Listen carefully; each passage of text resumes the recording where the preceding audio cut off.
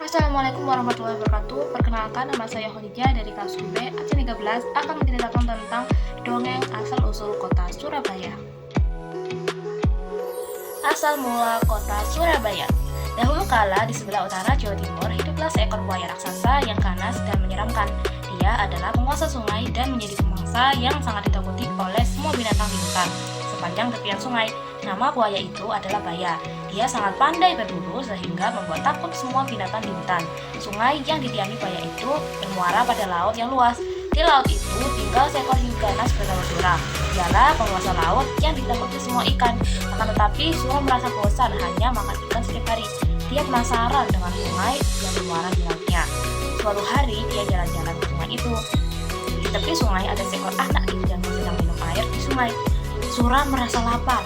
Diam-diam dia berendang ke tepian dan melompat keluar dan memakan anak kijang itu. Sura gembira mendapat santapan yang lezat. Setelah makan anak kijang, Sura menjadi ketagihan. Keesokan harinya, ia berburu kembali di sungai itu dan mendapat banyak santapan. Semakin hari, Baya menjadi curiga karena semakin hari dia semakin kesulitan mencari mangsa. Dia pun menyelidiki sebabnya. Saat melihat Sura menangkap seekor anak monyet berenang di sungai, Baya menjadi marah dan berkata, "Hei Sura, apa yang kau lakukan di sini? Ini adalah daerah kekuasaanku. Beraninya kamu merebut jatah makanku." Sura tidak takut kepada Baya. Dia pun malah menantang Baya.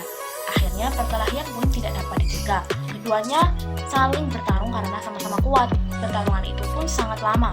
Berhari-hari lamanya semua binatang di hutan terganggu dengan perkelahian itu. Mereka tidak bisa tidur dan tak tenang. Akhirnya kedua binatang buas itu pun kelelahan. Tak ada yang menang dan tak ada yang kalah, sebab keduanya sama-sama kuat. Akhirnya Baya meminta untuk menyudahi pertengkaran itu dan disetujui oleh Sura. Dan mereka membuat perjanjian, yaitu dengan membatasi daerah perburuan. Sura pun akhirnya pergi dari sungai itu dan kembali ke laut. Berbulan-bulan lamanya, hutan menjadi tenang kembali. Tidak ada yang perkelahian antara Sura dan Baya. Namun, Sura merasa gelisah.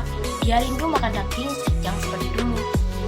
Ikan-ikan yang melimpah di laut tak bisa menyembuhkan rasa laparnya. Dia tak mau menahannya. Diam-diam dia berenang di muara. Namun sayangnya tak ada mangsa yang mendekat ke muara. Sura bosan menunggu. Akhirnya dia berenang masuk ke dalam hutan. Sura senang kembali ke hutan lagi. Kali ini dia harus berhati-hati supaya tidak terlihat oleh Baya. Rencana itu berhasil. Berbulan-bulan lamanya Sura berburu di sungai tanpa ketahuan. Lama-lama Baya menjadi curiga sebab lagi-lagi mangsanya berkurang. Meski dia tak melihat Sura di sungai ini, tapi dia yakin ini adalah ulah Sura. Kemudian Baya menyiapkan rencana. Baya sengaja menangkap seekor kijang. Dia melukai kaki kijang itu agar tak bisa lari. Kijang itu diletakkan di pinggir sungai. Lalu Baya bersembunyi. Sura yang berenang di sungai melihat kijang yang terluka itu.